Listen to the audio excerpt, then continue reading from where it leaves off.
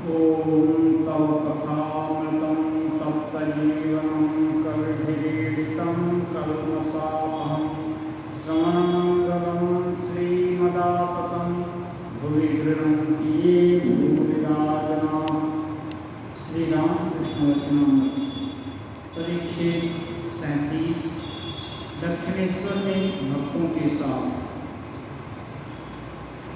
पूर्व कथा देवेंद्रनाथ ठाकुर, दीन मुखर्जी और कुंवर सिंह।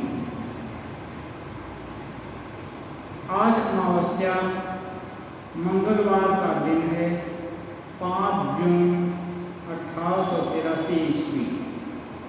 श्री रामकृष्ण काली मंदिर में हैं। भक्त समागम रविवार को विशेष होता है।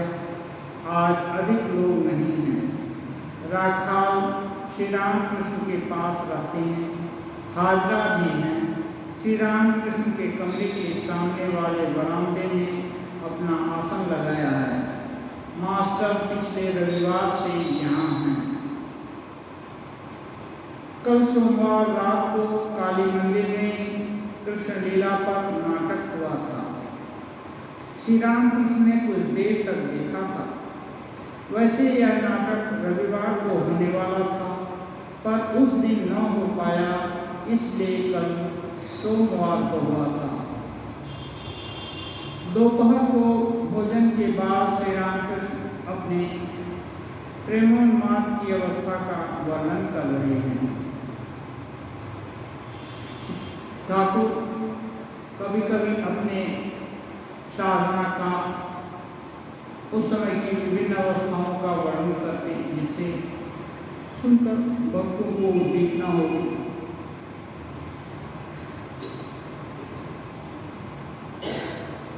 कब कौन प्रसंग किसको सुटेबल होगा वे अच्छी तरह से जानते। मानो माँ उनके लिए रास खेलते रही है। जब जिस बात को कहने का प्रयोजन वही उस समय मुख पर आता है, वही भाव उस समय पूरे उनके अभिव्यक्ति में विराजमान होता है। श्री रामकृष्ण मास्टर से कैसी हालत हो चुकी है। यहाँ नौ भोजन करता था। वरानगर या दक्षिणेश्वर या अरियादा में किसी ब्राह्मण के घर चला जाता और जाता भी देर में था।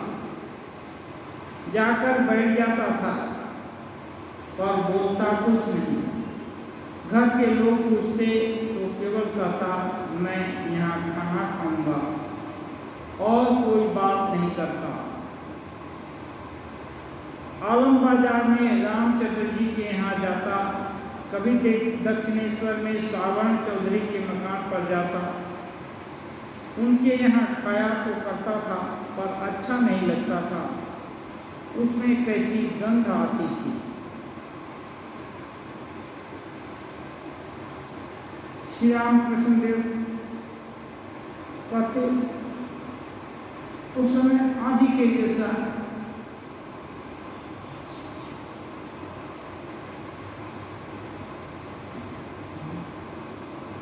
दिल दिमाग में तूफान चलता था। कब क्या करेंगे वो भी नहीं सोच पाते थे। काली माँ का प्रसाद भी अच्छा नहीं लगता। कभी कभी ये इसके 2 कारण हो सकते होंगे। एक तो माँ जो दूर दराज में बैठे हुए भक्त हैं, उन पर कृपा करने के लिए ऐसे शुद्ध सत्व प्यारे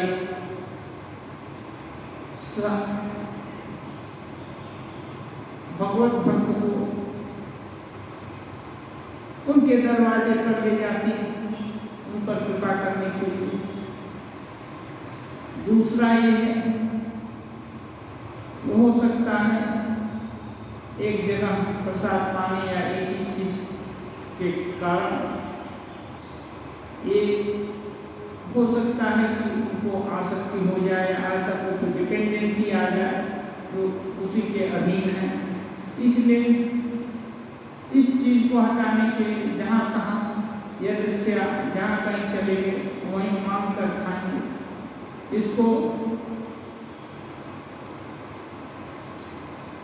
इसको भिक्षा करते हैं, मुष्टि भिक्षा। मुष्टि भिक्षा कर जा करके 2-3 घर में मांगे। और उसका नियम भी है कि जब लोग खा चुके होंगे उसके बाद मांगना चाहिए, क्योंकि इससे खाने के पहले ही चले गए, खाना कम है, तो गृहस्थ लोग साधु सन्यासी को वही दे देंगे और अपने उपवास करेंगे। इसलिए खाने के बाद जो बचा हुआ अन्न है उसको मांगकर खाना चाहिए। इसको गीता में बोले हैं यज्ञाशिष्ट, यज्ञ से अवशिष्ट, यज्ञाशिष्ट मतलब भुजो यान्ति ब्रह्म सनातन। ये जो यज्ञ में से अवशिष्ट जो अन्न है वो अमृत के समान है। उस अन्न का यदि उसको अन्न को पाया जाए और उस पर जीवित रहा जाए तो इसको बोलते हैं बहुत पवित्र माना जाता है, क्योंकि उसके कारण किसी को कष्ट नहीं होता। स्वामी जी कितनी जगह बोले हैं, हम लोग अपना खाने पीने या जो कुछ भी जीवन धारण करने के लिए बहुत सारा बैक्टीरिया, बहुत सारे जीव जंतुओं को डिप्राइव करते हैं, माने उनका भाग हम मान ग्रहण कर लेते हैं। इसलिए गृहस्थ के घर में जो खाना बना है वो परिवार के सदस्यों के लिए बना है। अब बच गया है तो हो सकता है रात को खाएंगे या एक्स्ट्रा हो गया है फेंक देंगे, तो फेंकने के बदले किसी साधु सन्यासी को देंगे तो उसका सबसे अच्छा उपयोग होगा। और वो भी प्रत्येक दिन एक ही के घर, एक आदमी के घर ही नहीं, कभी इसके घर, कभी उसके घर, कभी उसके घर, कभी उसके घर, ऐसे जाकर खाना। इसको माधुकरी कहते हैं। जैसे माधुकर, मधु माने ये जो मधुमक्खी है एक ही फूल पर सदा नहीं बैठी रहती, कभी इस फूल पर, कभी उस फूल पर, हजारों फूलों पर मक्खी सारा दिन में बैठ जाती है। अब थोड़ा सा इसी लिया, थोड़ा सा उसे लिया, थोड़ा सा उसे लिया, एकदम पूरा चूस कर खत्म नहीं कर देते। ऐसे ही और वो चूस कर गए, फिर उस पर दूसरी भी आती है, तीसरी भी आती है, ऐसे ऐसे क्रम चलता है, फिर भी उसका पूरा रस खत्म नहीं होता। तो इतना नहीं लेते। तो ऐसे ही साधु लोग कभी इसके घर में, कभी उसके घर में, कभी इस गांव में, कभी उस जगह लिया, तो उस अन्न को पवित्र अन्न मानते हैं, वो बहुत पवित्र होता है। और श्री रामकृष्ण देव कई जगह ये भी किए हैं, जब साधना की चरम अवस्था में मन एकदम शुद्ध रहता है तब कोई भी प्रकार की अशुद्धि बर्दाश्त नहीं होती। उस समय शुद्ध अन्न या कामना वासना से रहित अन्न यदि मिले तब यह होता है। कामना वासना से पूरित यदि कोई चीज मिल जाए तो उससे बहुत साधक की हानि होती है। अब कौन सी असल भाव रहा होगा ये तो ठाकुर खुद बोलने से तो ये होगा, लेकिन जाते थे और करते थे मैं यहाँ खाऊंगा, कुछ नहीं बोलते थे, जा देने से खा लेते थे और चुपचाप चले जाते थे। मैंने इसको ठीक मालूकरी करते हैं, खाना खाया और कुछ नहीं लिया, सीधे चले गए। एक जन के घर में गंध आती है, गंध में कुछ अच्छे सेंस में नहीं, कुछ गंध आता है, उतना अच्छा नहीं लगता है। वो सावर्ण चौधरी, वो लोग के उनके ही परिवार से योगानंद महाराज आते हैं। ठाकुर तो सब जानते, माँ बेताला पार नहीं पढ़ने देती, बेताल, इसलिए ऐसे ऐसे घरों में ही चले जाते जहाँ की अच्छा ये होगा, अच्छे शुचि और पवित्र लोग होंगे, नेक कमाई से कमाया हुआ अन्न होगा। एक दिन हट कर बैठा, ठाकुर बोल रहे हैं, एक दिन हट कर दिए देवेंद्रनाथ ठाकुर के घर जाऊंगा, और ये भी दिल में होता कि जो अच्छे लोग हैं, सद्गुणी लोग हैं, भगवत चिंतन करते हैं, उनको देखने की इच्छा होती, तो देवेंद्रनाथ ठाकुर के घर जाने का हट कर लिया। मथुर बाबू से कहा, देवेंद्र ईश्वर का नाम लेते हैं, उनको देखना चाहता हूँ, मुझे ले चलोगे? मथुर बाबू रानी रासमणी के जमाई हैं,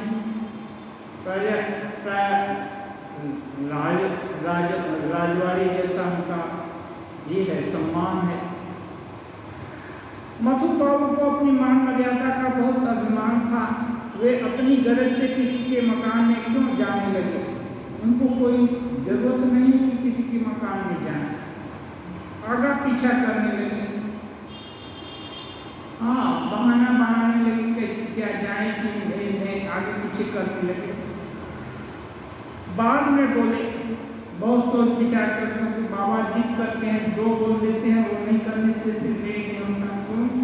वो जानते हैं बाबा का स्वभाव, बाबा सत्य संकल्प आदमी है, जो सोच लेते हैं वो करके ही रहते हैं, और इतनी बड़ी चीज भी कभी नहीं चाहते हैं।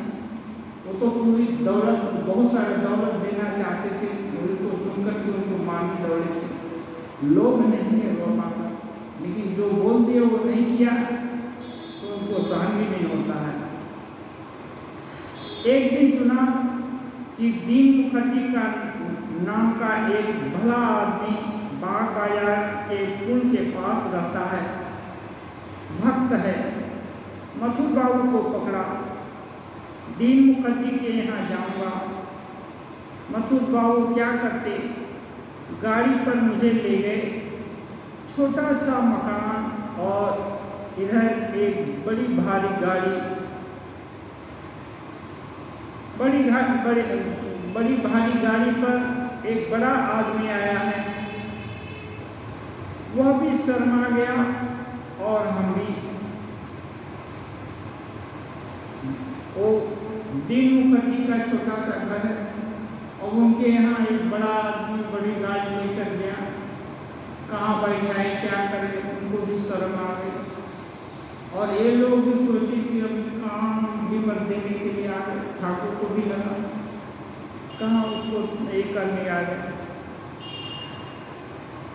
फिर उसके लड़के का जनेऊ होने वाला था, कहाँ बैठाए, हम लोग बाजू के कमरे में जाने लगे तो वह बोल उठा, वहाँ न जाइए, उस कमरे में औरतें हैं। बड़ा असमंजस था,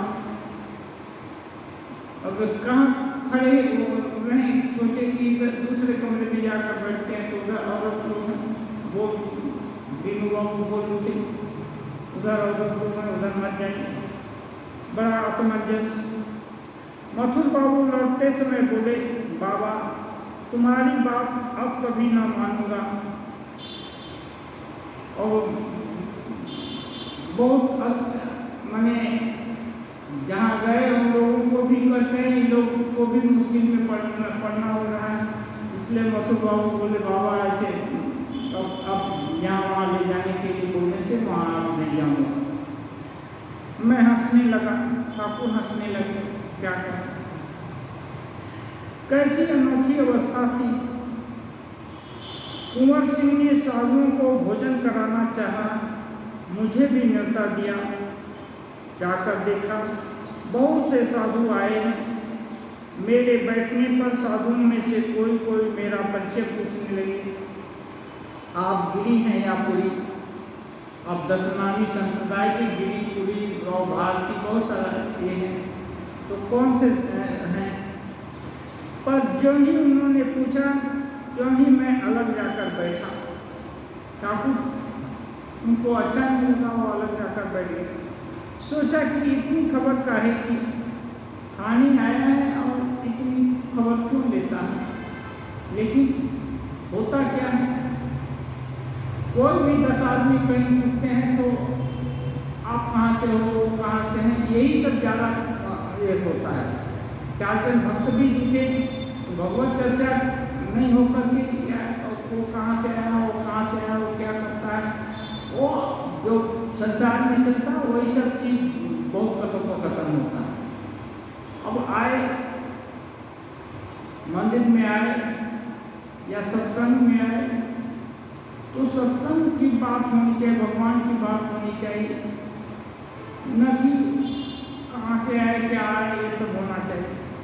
ये सब ठाकुर पसंद नहीं, खाने के लिए निमंत्रण दिया आए और कहाँ से आए गए, कौन सा संप्रदाय क्या है। अब ठाकुर क्या परिचय दी, उनके बहुत सारे गुरु, वो तो हाँ उनके बहुत सारे गुरु हाँ, और सभी गुरु लोग भी उनसे भी कुछ सीख कर गए। वो किसको पता है। बाद को जो ही पत्थर बिछाकर भोजन के लिए बैठाया, किसी के कुछ कहने के पहले ही मैंने खाना शुरू किया। साधु ने किसी किसी को कहते सुना, अरे यह क्या। जैसे ही खाना देना शुरू किया, ठाकुर खाना शुरू कर दिया और तब कोई बोला, अरे ये क्या। हाँ, फॉर्मल चीज़ है कि लोग थोड़ा कुछ पढ़िए तो एक मंत्र पढ़ेंगे या कोई अच्छा चीज़ पढ़ेंगे, उसके बाद खाएंगे।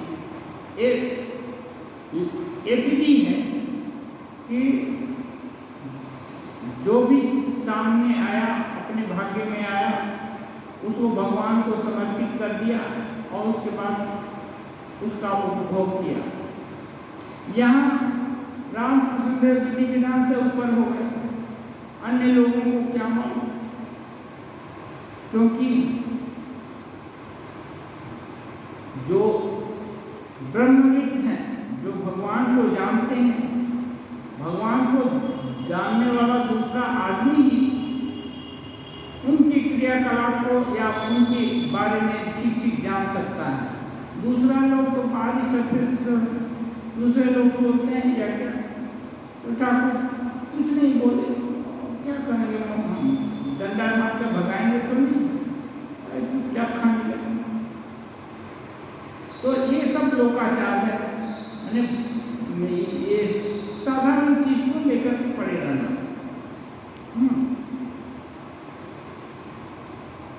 साधु और अवतार में अंतर। 5 बजे हैं, श्री रामकृष्ण अपने कमरे में बरामदे की सीढ़ी पर बैठे हैं। राखाल, हाजरा और मास्टर पास में बैठे हैं। हाजरा का भाव है सोहम, यानी मैं ही ब्रह्म हूँ। विभिन्न प्रकार की साधना है, कैसे भी साधना किया जा सकता है। तो सोहम माने मैं ही ब्रह्म हूँ, ये भाव श्री रामकृष्ण हाजरा से। हाँ, यह सोचने से सब गड़बड़ मिट जाती है। वे ही नास्तिक हैं, वे ही आस्तिक हैं, वे ही भले हैं, वे ही बुरे हैं, वे ही नित्य वस्तु हैं, वे ही अनित्य जगत। जागृति और निद्रा उन्हीं की अवस्थाएं हैं, फिर वे ही इन सारी अवस्थाओं से भी परे हैं। एक अच्छा भी है, आपको बोल रहे हैं, इसका पॉजिटिव ये है कि भगवान ही सब कुछ हुए हैं। वे में ईश्वर या ब्रह्म या जो भी अल्टीमेट पावर है, शक्ति, वे ही सब कुछ हुए हैं। वे ही आस्तिक, वे ही नास्तिक, वे ही अच्छे, वे ही बुरे, वे ही नित्य, वे ही अनित्य। जो जागृत अवस्था है हम लोग देख रहे हैं ये भी, और स्वप्न अवस्था, सुषुप्ति अवस्था, सभी अवस्था वही है, वही हर अवस्था में है।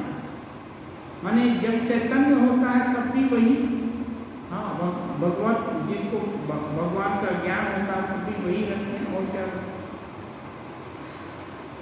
तो एक अच्छी बात है, श्री रामकृष्ण देव बोलते हैं खराब नहीं है, लेकिन इसकी धारणा तुरंत नहीं हो पाती।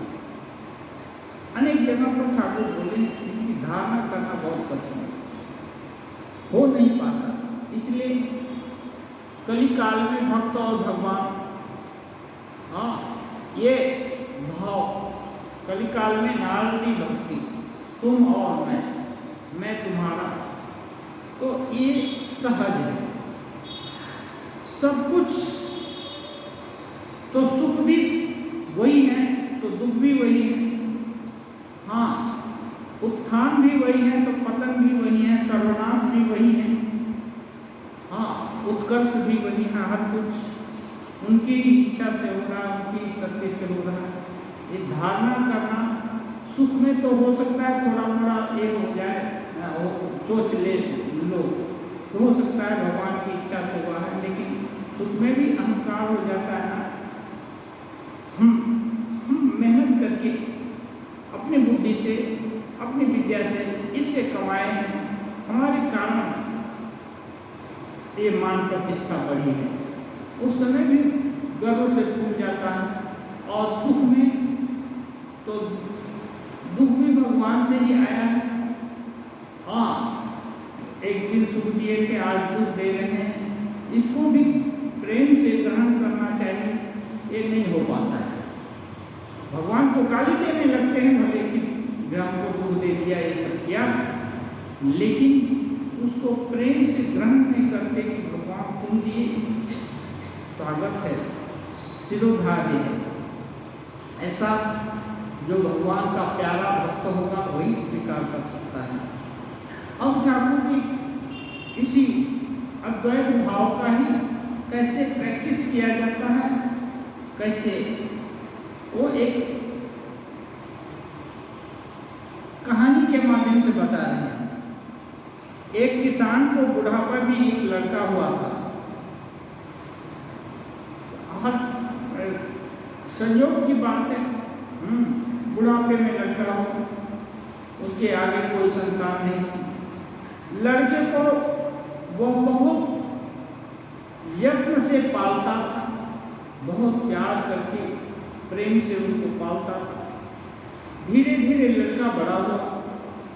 एक दिन जब किसान खेत में काम कर रहा था, किसी ने आकर उसे खबर दी कि तुम्हारा लड़का बहुत बीमार है, अब तप हो रहा है। उसने घर में आकर देखा लड़का मर गया है। स्त्री खूब रो रही है, पर किसान की आंखों में आंसू तक नहीं। उसकी स्त्री अपनी पड़ोसियों के पास इसलिए और भी शोक करने लगी कि ऐसा लड़का चला गया, पर इनकी आंखों में आंसू तक नहीं। बड़ी देर बाद किसान ने अपनी स्त्री को बुलाकर कहा, जब लोग थोड़ा तितर बितर हो गए, मैं क्यों नहीं रोता जानती हो? मैंने कल स्वप्न में देखा कि मैं राजा हो गया हूं और 7 लड़कों का बाप बना हूं।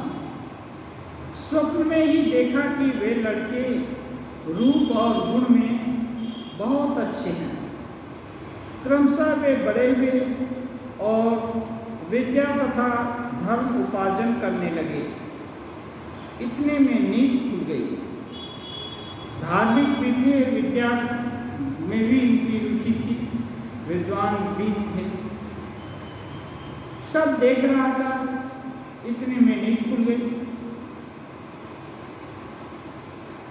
वो आप बोल रहा है, अब सोच रहा हूँ कि तुम्हारे इस एक लड़के के लिए रोऊं या अपने उन 7 लड़कों के लिए। आज क्या ही बात है, आज ही तो देखा 7 लड़कों का पिताजी हो गया था, राजा भी था। उन लड़कों के लिए रो ना, तुम्हारे एक लड़के के लिए रो। ज्ञानियों के मत में स्वप्न की अवस्था जैसी सत्य है, जागृत अवस्था भी वैसी ही सत्य है। यानी ज्ञानी के मत से जो स्वप्न अवस्था है वही जागृत अवस्था, दोनों अवस्थाएं सत्य हैं। क्यों?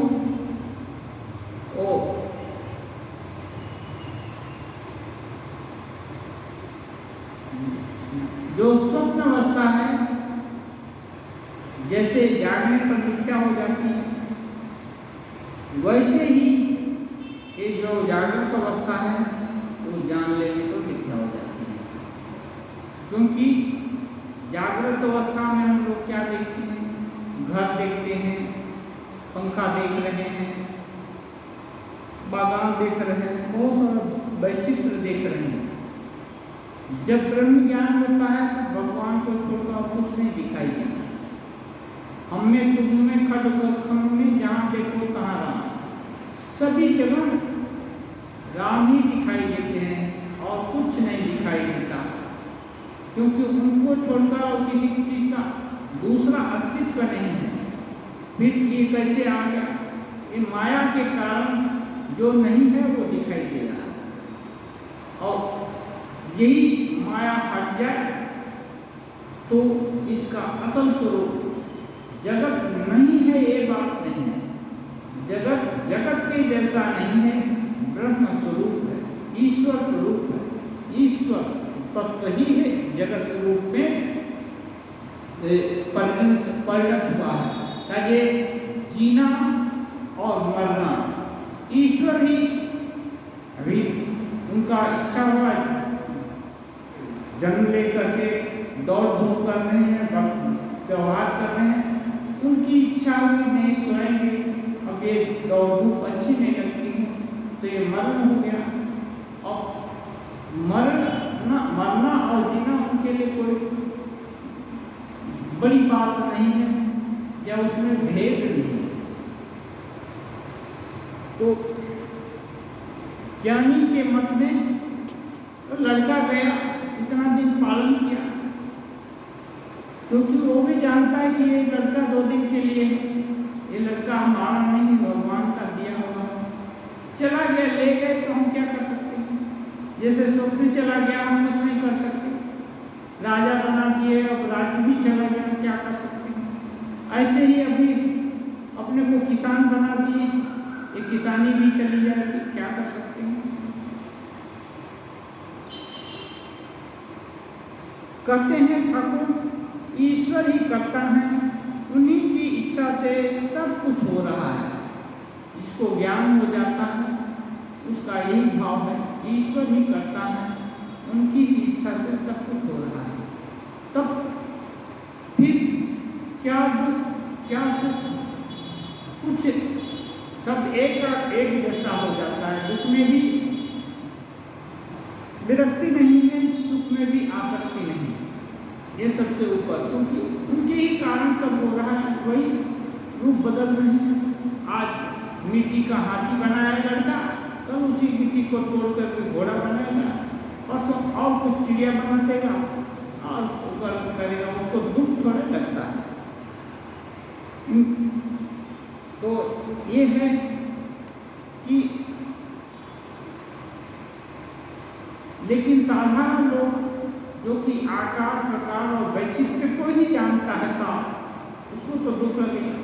इसलिए इस वैचित्र से मुक्ति तभी होगी जब भी ईश्वर का बोध होगा, ईश्वर का साक्षात्कार होगा।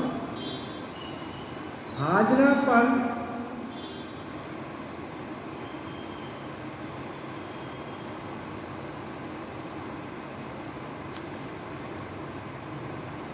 कह रहे हैं, हाजरा पर यह समझाना बड़ा कठिन है।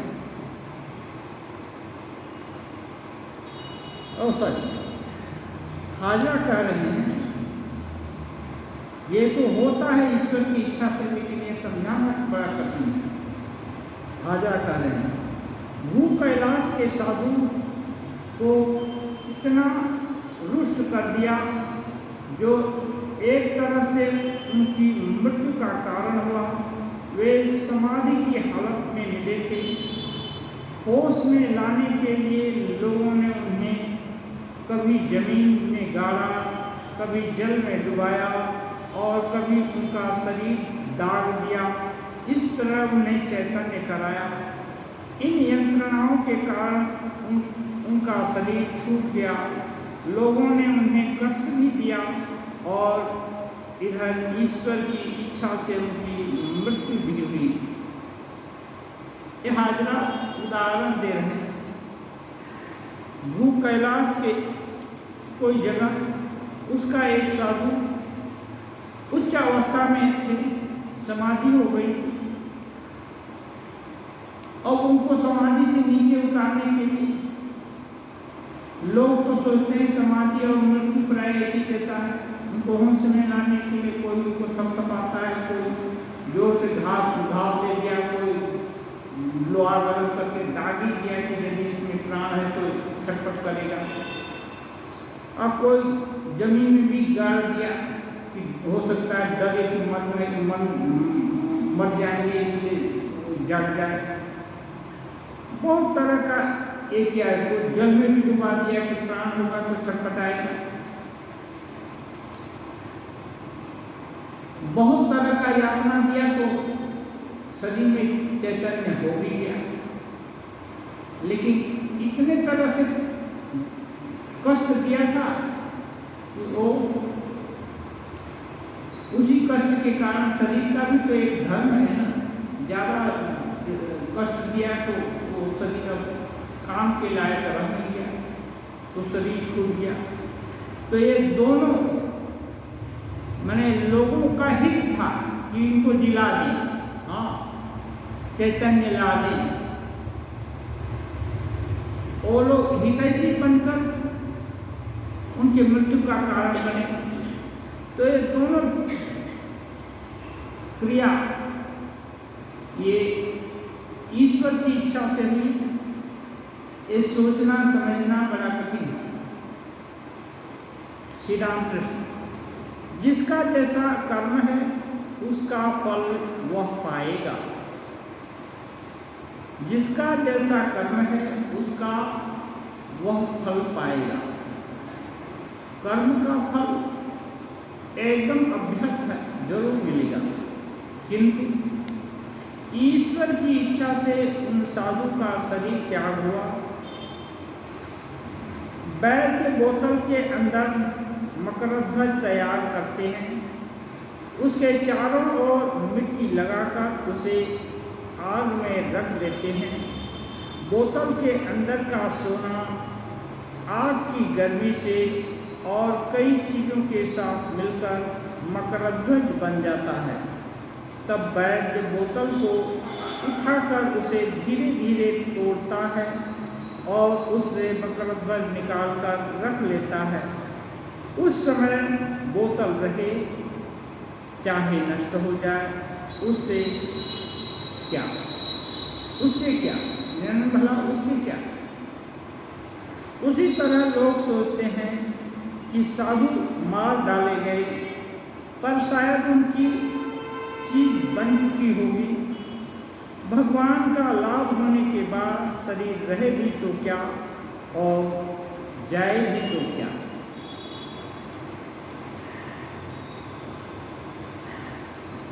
कहते हैं ईश्वर लाभ हो गया तो फिर शरीर रहे या फिर जाए।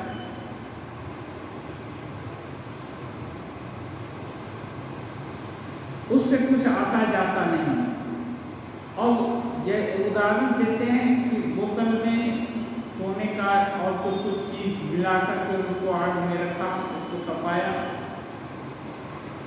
जो शीशी को, और जब मकरध्वज नामक दवा उससे बन गया, अब उससे बहुत सारा लोग ठीक कर सकते हैं वैद्य जी। अब बोतल रहे या जाए उनसे आता जाता नहीं है। तो बोतल क्या है? ये साधु का शरीर है। अब जिस शरीर से भगवान लाभ हो गया, और वो किसी न किसी कारण, कोई कारण होगा तभी तो हो जाएगा। कोई कारण नहीं होगा तो शरीर जा नहीं सकता। बिना उस कारण के कोई परिवर्तन नहीं होता। तो अब यदि ईश्वर इच्छा से यही कारण है कि लोगों के द्वारा ऐसा ऐसा करने के बाद साधु का शरीर जाएगा, तो वैसा हो गया, चला गया, फिर साधु का कोई नुकसान होने वाला नहीं है।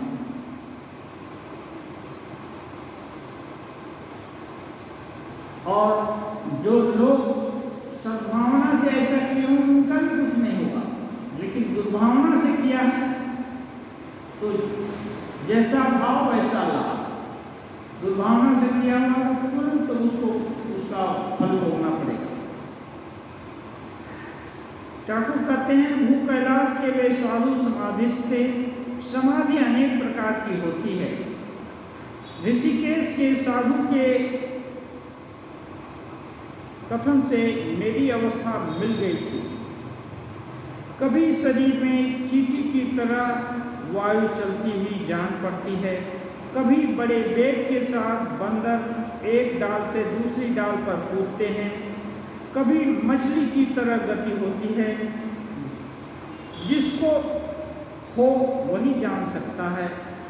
जगत का ख्याल जाता रहता है। मन के कुछ उतरने पर मैं कहता हूँ, माँ मुझे अच्छा कर दो, मैं बातें करना चाहता हूँ। अब ठाकुर समाधि का वर्णन कर रहे हैं। भू कैलाश के प्रसिद्धि है कि एक साधु समाधि से उनको ऐसे ऐसे करके टार्चर करके लोगों ने मार डाला। लोग तो और जो परिणाम हुआ, लोग सोचे कि टार्चर ही किया। तो ठाकुर बोल रहे हैं कि ये समाधि अनेक प्रकार की होती है। ठाकुर को कोई ऋषिकेश से एक साधु आए थे, वो बताए थे कि शरीर में ऐसा होता है कि चींटी की तरह वायु चलती है। अभी हम लोग के भी शरीर में चल रही है, लेकिन हमको पता नहीं चलता है। ये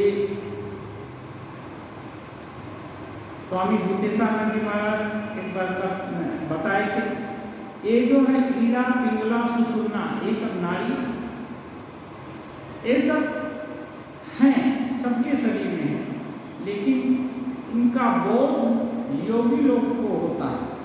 अन्य लोग काटने पीटने से दिखेगा नहीं, जो ऑपरेशन करने से नहीं दिखेगा। वो कैसे दिखेगा? योगी योग साधना से जो ध्यान करेगा या प्रार्थना करेगा, कोई भी योगिक क्रिया का अवलंबन करेगा और पवित्र होगा, तब उसको ज्ञान होगा। तो उसमें वायु कभी चींटी के साथ चलती है, कभी बड़े वेग से बंदर जैसे एक डाल से दूसरे डाल पर होता है, वैसे ही विभिन्न चक्रों का भेदन, एक चक्र को छोड़कर सीधा जब करके दूसरे ही चक्र पर पहुंच गया, ऐसा ही होता है। कभी एकदम मछली जैसे आनंद में तैरती है पानी में धीरे धीरे कुछ करके, वैसे होता है। और कई गति है। तो जिसको होता है वही जान सकता है, दूसरे लोग नहीं जान सकते। ये केवल कहने की बातें नहीं, ऐसे ही होता है, वैसे होता है, बहुत तरह से होता है, लेकिन जिसको होता है वही जान सकता है, दूसरा कोई नहीं जान सकता है।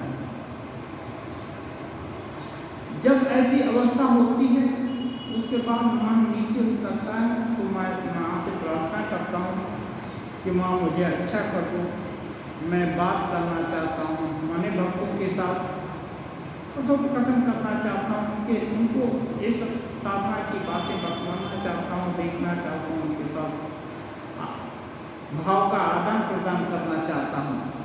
शुरू में ठाकुर 12 साल किसी से कुछ नहीं बोले, केवल साधन भजन माँ करते रहे, अजस्र आंसू बहाए, कितनी कठोर साधना किए, सारा जगत भूल गया, इतना प्यारा शरीर वो भी भूल गया। उसमें चींटियाँ,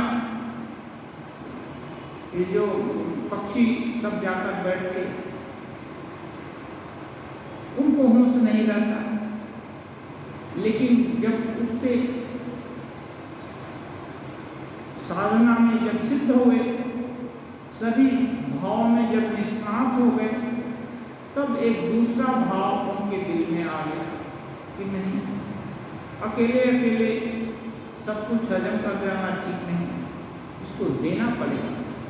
तो देने की करना अब उनको समाधि में अब उनकी सहज अवस्था हो गई कि मूर्ख जो कोई भी थोड़ा सा भी उद्दीपन हो उनको समाधि हो जाती।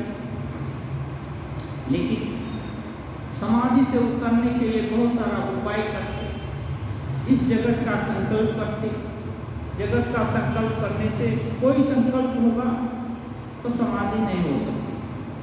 हाँ, क्योंकि समाधि का मतलब है प्रत्यय, योग सूत्र में कहा है प्रत्यय एकांता ध्यानम, और उस ध्यान के बाद तब समाधि होती है। और जब एक चीज एक ही विचार हुआ तो भक्त कहाँ आए, केवल भगवान का ही विचार हुआ तो ध्यान लगा, और वही ध्यान जब गहरी हो गई तब समाधि हो।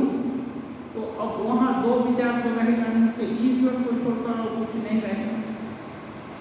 तो समाधि में रहने से फिर ये जो है उसको अपना धर्म भाव बांटना एक तो नहीं होगा। इसलिए ठाकुर कहते मैं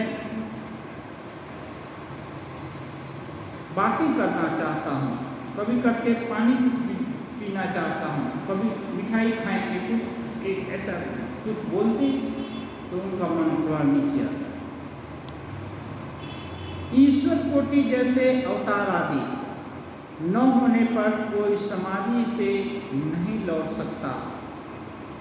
जीव कोटि के कोई साधना के बल से समाधिस्थ होते तो हैं, पर वे फिर नहीं लौटते। जब ईश्वर स्वयं मनुष्य होकर आते हैं, अवतार रूप में आते हैं और जीवों की मुक्ति की चाबी उनके हाथ में रहती है, तब वे समाधि के बाद लौटते हैं लोगों के कल्याण के लिए। ठाकुर यही बोले कि बहुत तरह की समाधि होती है, लेकिन अभी जो बोल रहे हैं एक अंतिम समाधि की बात, इसको निर्विकल्प समाधि या परम समाधि, जो भी बहुत सारा नाम दिया है, तो ये अंतिम समाधि, इस अवस्था से में जो पहुंच गया जीव कोटि, वो फिर वापस नहीं लौट सकता है। ये बोलते हुए ठाकुर इनडायरेक्टली इंगित कर देते हैं कि ये सब समाधि अवस्था, और कह रहे जीव कोटि में कोई साधना करके भले ही समाधि अवस्था पर पहुंच जाए, लेकिन वो लौटता नहीं। और यहाँ रामकृष्ण देव को मूल समाधि होती है, फिर भी लौट आते हैं। तो ये खुद नहीं कहते हैं कि देखो मुझको होती है, मैं लौट आता हूँ, इसलिए मैं ईश्वर कोटि हूँ। लेकिन जो उदाहरण बता रहे हैं, इससे यही लगता है कि ऐसी यदि बातें हो रही हैं तो ये उनके ही जैसे हैं। और कहते हैं अवतार रूप में आते हैं, जीव के मुक्ति की चाबी, माने इच्छा मात्र से ही जीव को मुक्त कर दे सकते हैं, ये सब उनके हाथ में होती है। और वे समाधि से लौटते भी हैं। क्यों लौटते हैं? लोगों के कल्याण के लिए। किसी को मुक्त कर देते हैं, इसलिए उदाहरण के लिए कि नहीं मुक्ति होती है। और जो साधक बहुत जन्म जन्मांतर से साधना करके थोड़ा बाकी रहता है, उनका बाकी पूरा कर देते हैं। भगवान को जैसे ये है ना, धाता बोलते हैं, वो जो कुछ भी देना चाहिए जिसको, वो ठीक ठीक उसका हिसाब रखने वाले। तो अब बहुत साधना किया है, ठीक उस निष्ठा में निष्णात हुआ है, तो उसको तो मिलना चाहिए ना। तो इस पर कृपा करके थोड़ा सा बचत पूजा जो रहता है उस पर ये करके अवतार जब आते हैं तो बहुतों को मुक्त कर देते हैं। वो नहीं रहने से थोड़ा ज़्यादा साधना करना पड़ेगा, और वो आ गए तो सहूलियत हो जाती है, अनुकूल वायु आती है और जल्दी मुक्त हो जाते हैं। इसलिए कहते हैं और मुक्ति की कांटी उनके हाथ में रहती, चाहे तो पातकी आदमी को भी मुक्त कर दे सकते हैं, लेकिन ये यदा कदा ही करते हैं, हर समय नहीं करते हैं।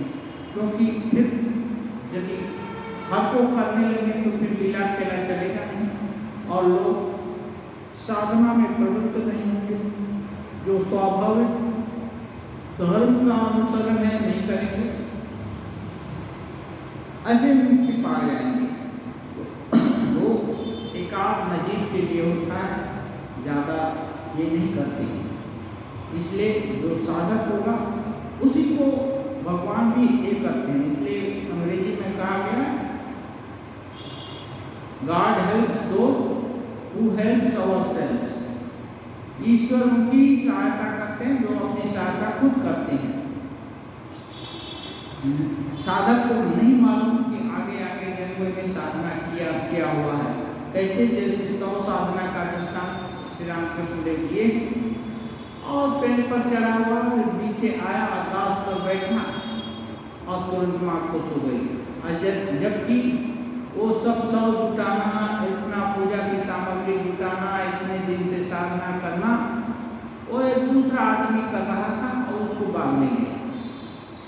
और तब ये आश्चर्यचकित होकर माँ से पूछता है, माँ उसको दर्शन देती है तो पूछता है, माँ ये बड़ी विचित्र बात है, बात को बाद में देना, पहले बताओ। उसने सब कुछ किया, उसको तो बाग से तुमने उठवा दिया और मैंने कुछ भी नहीं किया, मेरे पर प्रसन्न हो गए। तब माँ ने कहा, बेटा तुमको तुम्हारे पूर्व कृत्य मालूम नहीं है, वो सब तुम्हारे स्मरण पटल से चला गया है, लेकिन तुम सब कुछ कर चुके हो, इतना ही बाकी था, इसलिए तुम्हारे लिए ही ये सब आयोजन हुआ और मैं प्रसन्न हूँ।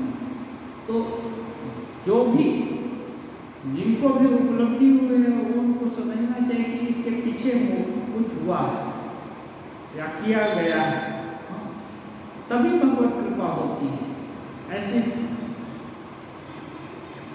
अयाचित रूप से भी हो सकती है, कृपा के लिए कोई रूल नहीं है, लेकिन